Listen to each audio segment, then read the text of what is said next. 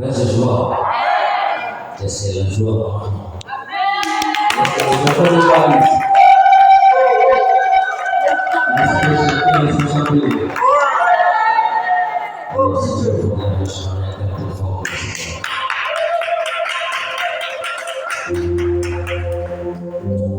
Alors, notre thème de ce soir,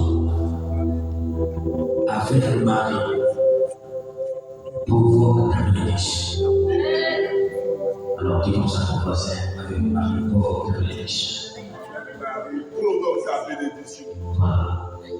Et notre thème est tiré de Luc au chapitre 1, le verset 39 jusqu'au verset 49. Je vais lire. En ce jour-là, Marie s'est mise en route et se rendit avec empressement vers la région montagneuse, dans une ville de Judée. Elle entra dans la maison de Zacharie et salua Élisabeth. Or, quand Élisabeth entendit la salutation de Marie, l'enfant tressaillit en elle. Alors, Élisabeth fut remplie d'Esprit Saint. Et s'écria d'une voix forte: Tu es bénie entre toutes les femmes, et le fruit de tes entrailles est béni. D'où m'est-il donné que la mère de mon Seigneur vienne jusqu'à moi? Car lorsque les paroles de salutation sont parvenues à mes oreilles, l'enfant a tressailli d'allégresse en moi. Heureuse celle qui a cru à l'accomplissement des paroles qui lui furent dites de la part du Seigneur. Marie dit alors: Mon âme exalte le Seigneur, exulte mon esprit en Dieu, mon Sauveur. Acclamons la parole de Dieu. Louange à toi, Seigneur Jésus. Alors, chers frères et sœurs, chers auditeurs et auditrices de la radio web Fatima, vous qui nous écoutez par la magie des médias, ce thème nous met directement dans le mystère ou bien la mystique de la Vierge Marie. Ici, il s'agit de la visitation. Marie qui va visiter Élisabeth.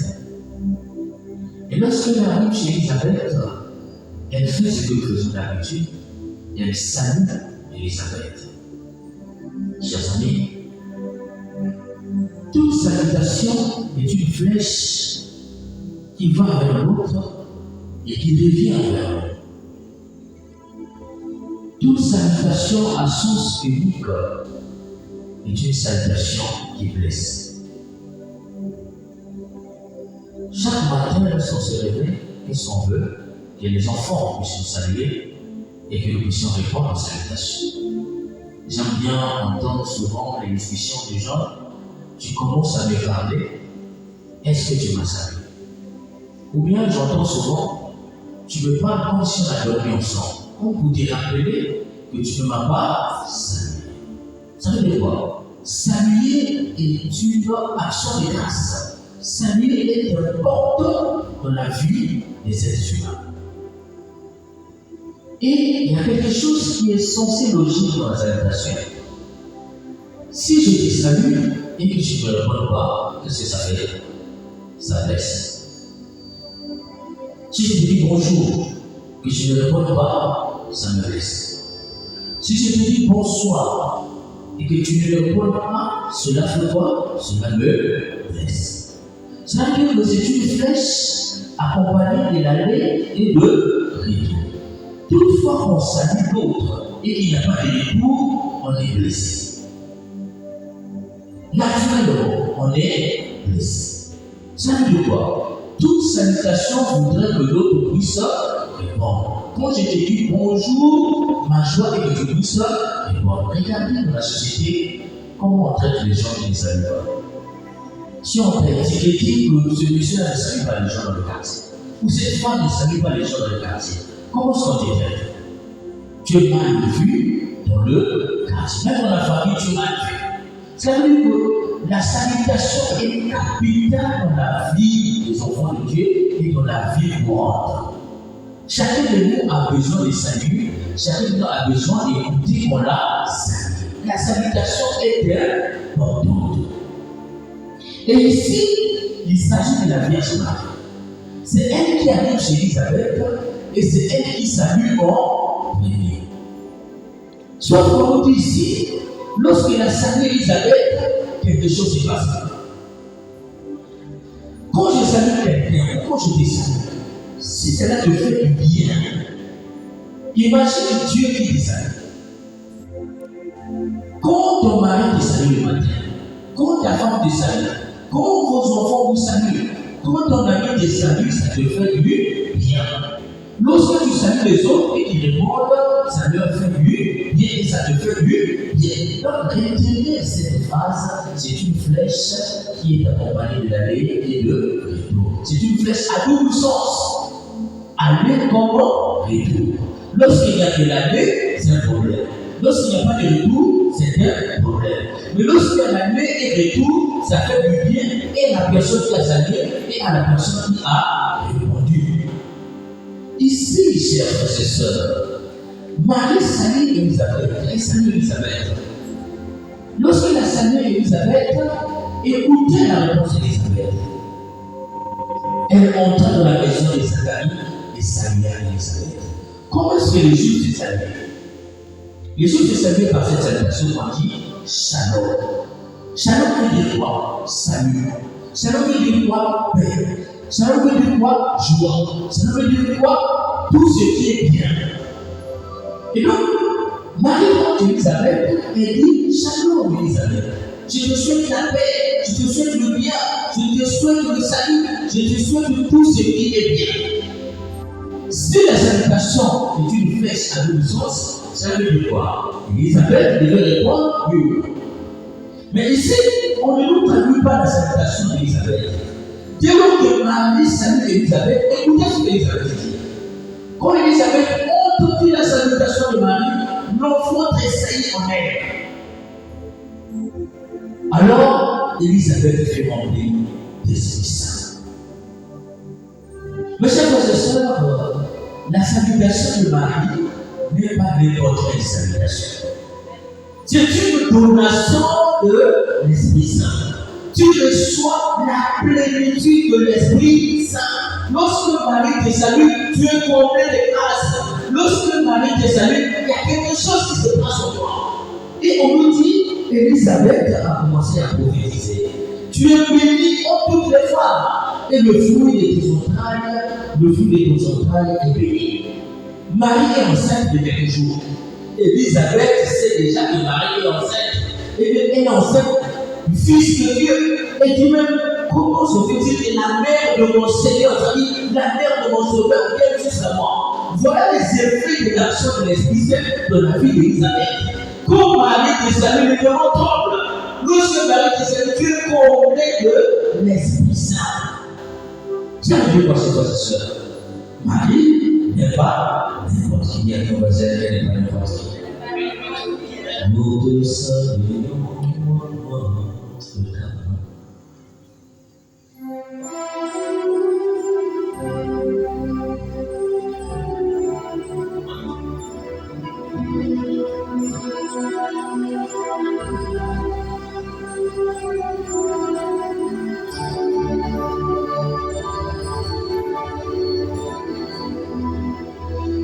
Nous te saluons, ô toi.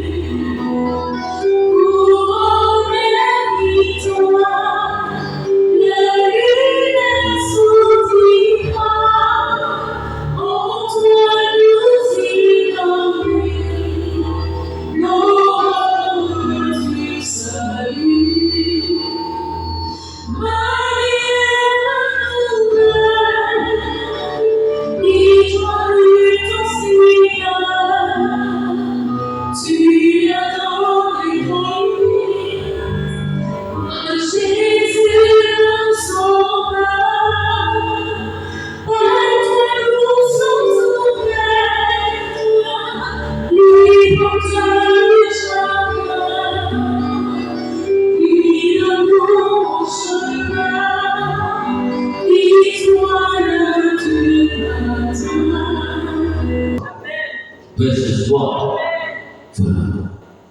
une salutation qui est une donation de l'Esprit Saint. Pourquoi? Mais parce que Marie elle-même, elle est l'épouse de l'Esprit Saint.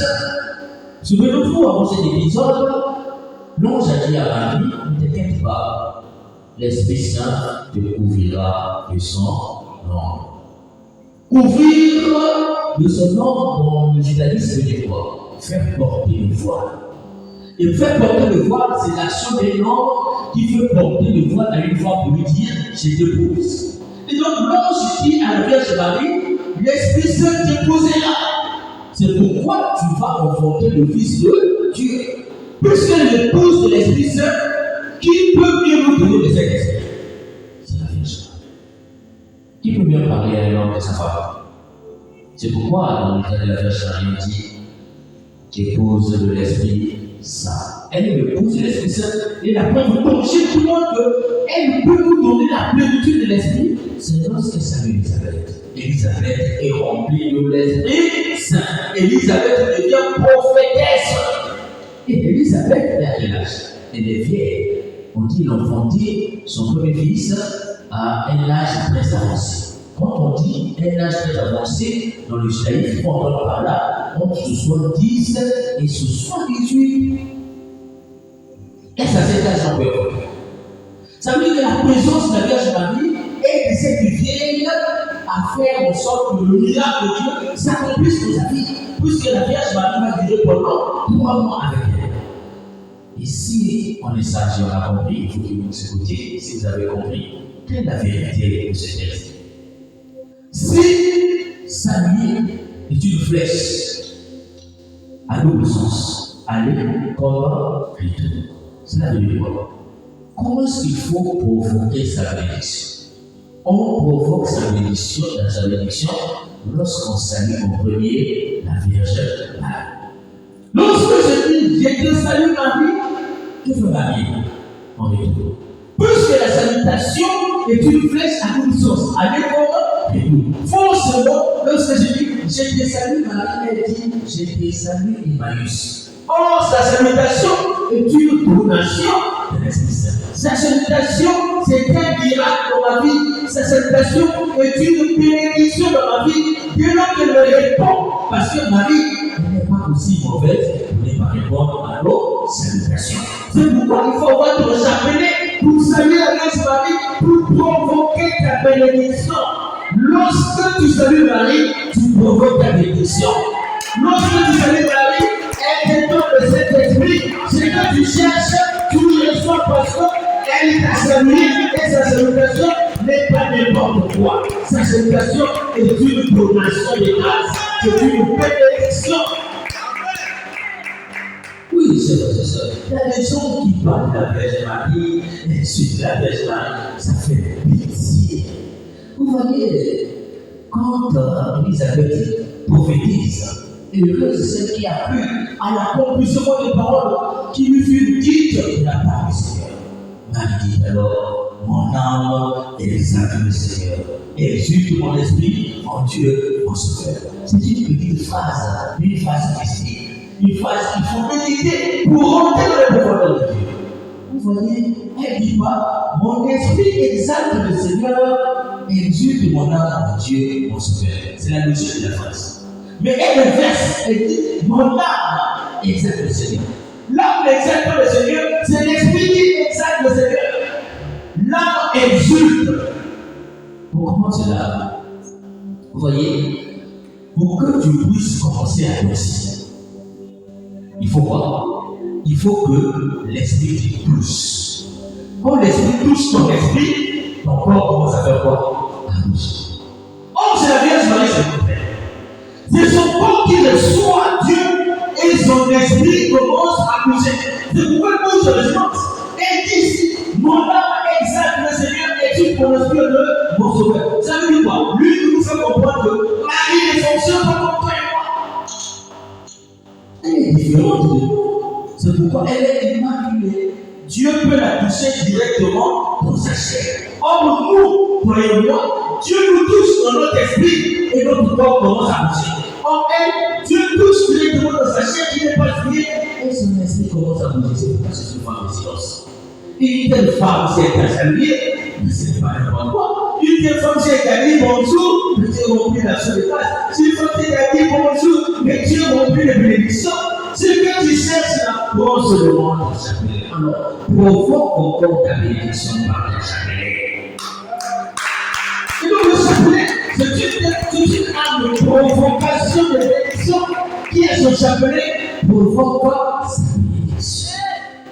N'hésitons pas, chers frères et sœurs, de prendre mon chapelet et de réciter bêtement, machinalement. Je vous salue, parce qu'il y a un grand secret dans le chapelet. Quel est le secret? C'est la salutation à double sens.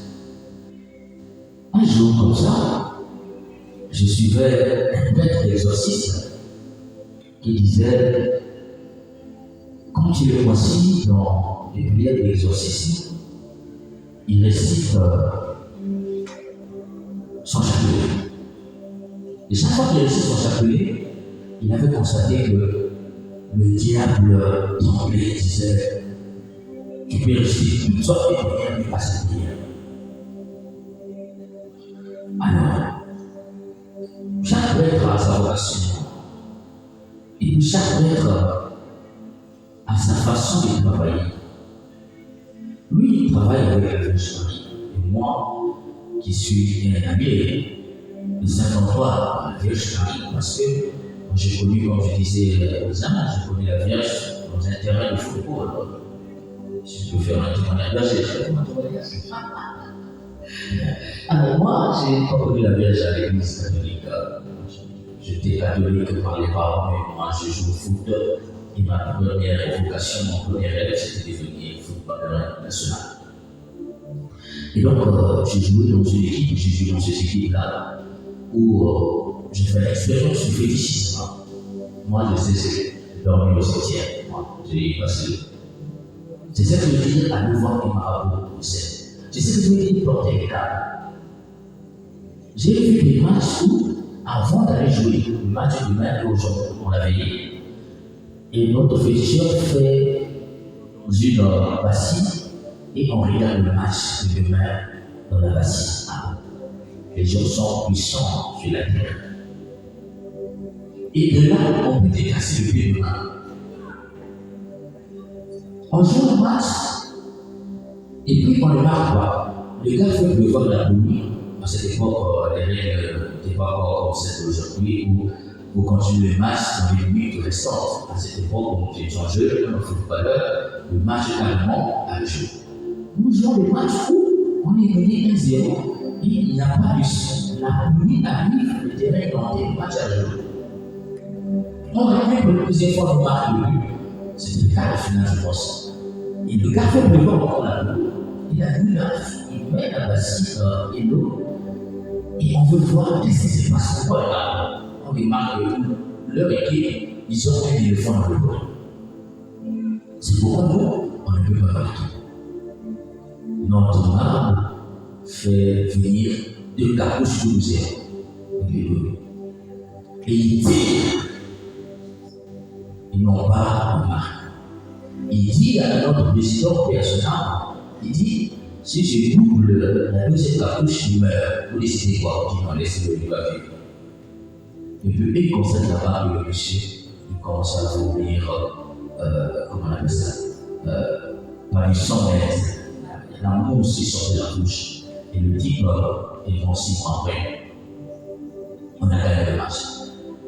On arrive au demi-finale, il nous fait dire que les gens 6 dans la boue contre moi, ceux dans ce match-là, on ne peut rien.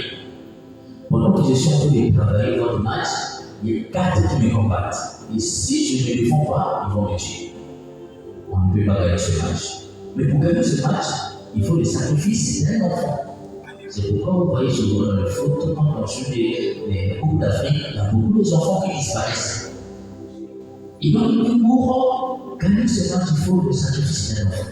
Je vous jure, il y a des gens qui ont proposé leurs enfants. Ils prenaient mon fils, on l'a gagné. Et je dis, ce président Moué est à son âme.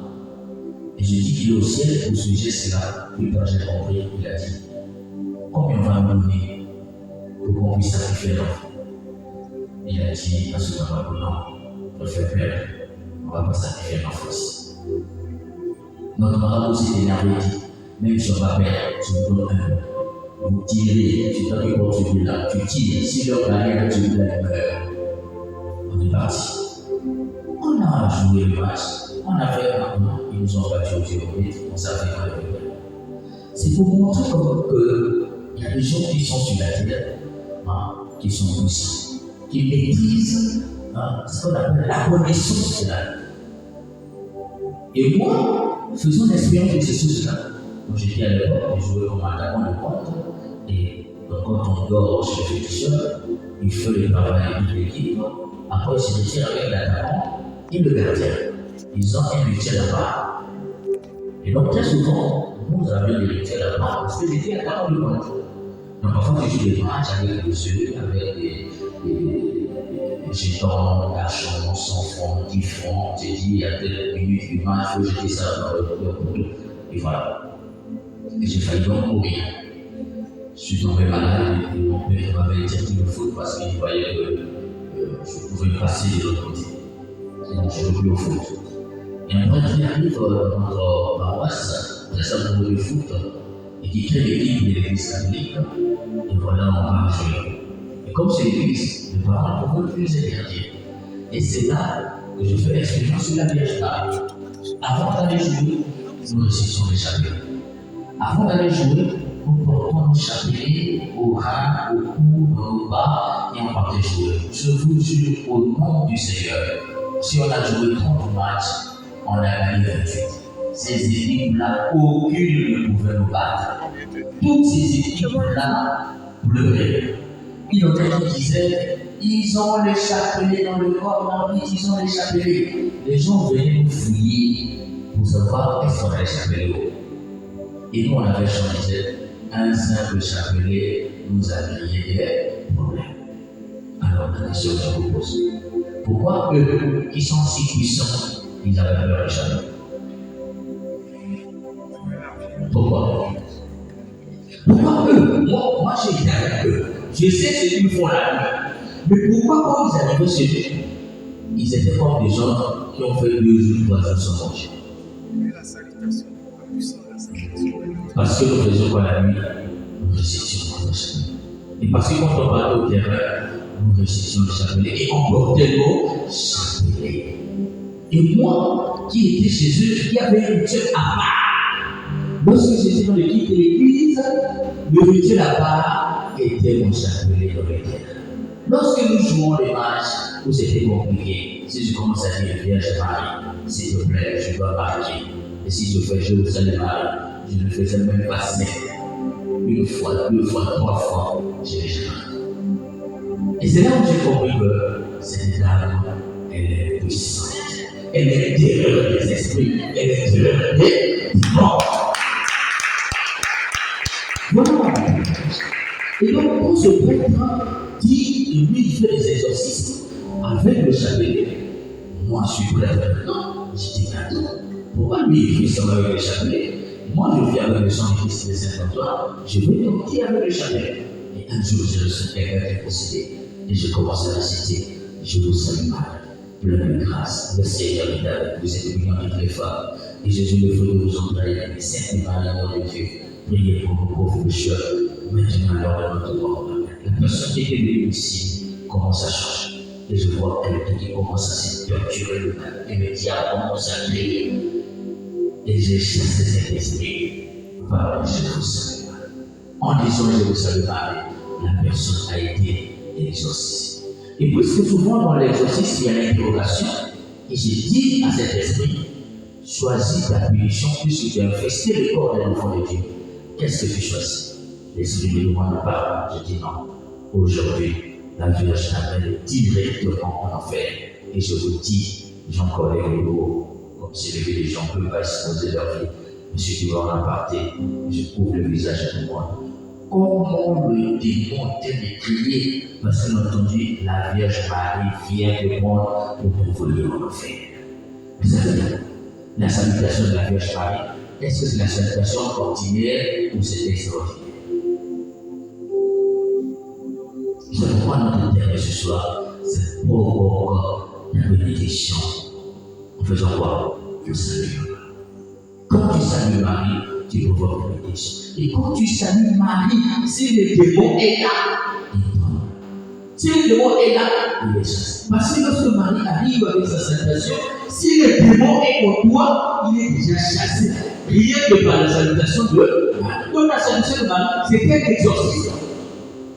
Non seulement c'est une connaissance de l'Esprit Saint, tu deviens prophète, prophétesse. Non seulement tu es trouvé de grâce, mais aussi tu es exorcisé du mal. C'est pourquoi ce soir nous allons lever avec un chantier de cela pour louer davantage la Vierge Marie et demander par son intercession que notre salutation ait une réponse auprès d'elle pour que tout ce que nous cherchons d'elle, nous puissions trouver cela sur cette terre.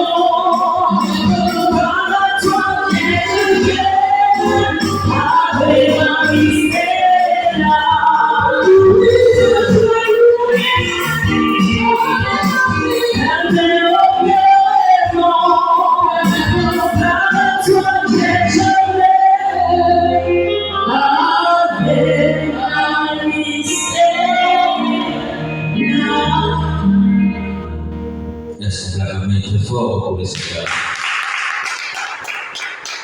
Alors, pour finir, n'oubliez jamais cette petite phrase que je vous donne. La vie chrétienne est une vie d'expérience. La vie chrétienne est une vie d'expérience. La Bible que vous voyez, c'est l'expérience des gens qui ont rencontré le Seigneur. Toi aussi, fais ton expérience et tu seras capable de dire la même chose que ces gens. C'est leur expérience qui leur raconte. Toi aussi, tu as des choses à dire. Et si quelqu'un vient vers toi, tu parles mal de la Vierge Marie, et tu sais comme les versets bibliques, on s'en fout. J'ai une expérience à raconter. Moi où je suis là, j'ai des choses à dire. Parce que j'ai vécu des choses avec la Vierge Marie. Tu ne peux pas me convaincre. Je vous invite donc à faire de l'expérience avec la Vierge Marie et de témoigner. Parce qu'un chrétien qui n'a pas un témoignage à donner n'est pas encore chrétien. Nous allons nous lever. Aux Vierges, nous allons évoquer ensemble. Chacun là où il se trouve, elle se trouve. Tu sais ce qui est en toi. C'est le miracle que tu cherches ce soir. Peut-être pour toi, peut-être pour les autres qui sont restés, peut-être pour ta famille. Le secret, c'est de la salutation. Nous allons confier ces intentions-là à la Vierge Marie. Dis-moi à la Vierge Marie d'intercéder pour nous auprès de son Fils Jésus. Car lorsque Marie intercède, Jésus sait toujours. Ensemble, nous allons évoquer la Vierge. Ô Vierge, regarde tes enfants. Nous avons effectué des déplacements jusqu'ici, ce pèlerinage, pour venir conclure ce mois marial avec toi. Et nous savons que tu vas nous combler les grâces et les bénédictions. Tu connais les intentions de chacun ici. Les intentions cachées plus intérieures. En ce soir, ô Vierge, nous te les offrons. Nous te prions aussi pour ceux qui nous écoutent par la radio, ô Vierge, ceux qui sont malades, qui sont en quête de la grâce de l'enfant du monde, qui veulent voyager, qui veulent le travail, qui sont sous l'emprise des esprits démoniaques, des sorciers, ô Vierge Marie. Si on a dit, on va te manger, on va te bouffer à tes gardes, et qui ont peur, ô Vierge, et confions tout cela. Nous savons que tu es aussi puissant sur la terre. Ta présence est un exorcisme. Lorsque tu nous salues, Vierge Marie, nous sommes délivrés, nous sommes comblés de l'Esprit Saint. Tout ce que tu demandes ce soir, Vierge, réponds à notre salutation. C'est pour qu'ensemble, nous allons te saluer, Vierge Marie, et nous espérons au nom de notre enfant que tu vas répondre à notre salutation pour que tous ceux qui sont venus chercher, c'est pour nous, pour nos familles, ceux qui nous écoutent, que nous puissions avoir des réponses favorables. Je vous salue. Le Seigneur est avec vous. Vous êtes bénie entre toutes les femmes. Et Jésus, le fruit de vos entrailles, est béni. Sainte Marie, Mère de Dieu, priez pour nous pauvres pécheurs, maintenant et à l'heure de notre mort. Acclamons très fort encore pour le Seigneur.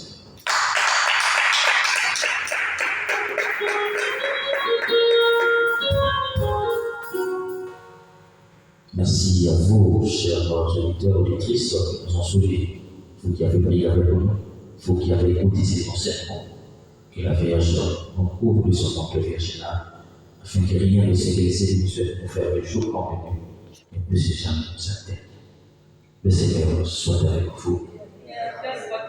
Au nom du puissant sacerdoce pour lequel nous chrétiens incorporés, je ferme les portes par lesquelles les ennemis peuvent passer pour nuire à vos vies. Par cette main qui a consacré l'Eucharistie. J'ouvre le ciel parce que vous avez le pouvoir d'ouvrir le ciel. J'ouvre le ciel pour qu'il descende abondamment dans vos vies et que pour toujours toutes les grâces de bénédiction et de protection au nom du Père et du Fils et du Saint-Esprit.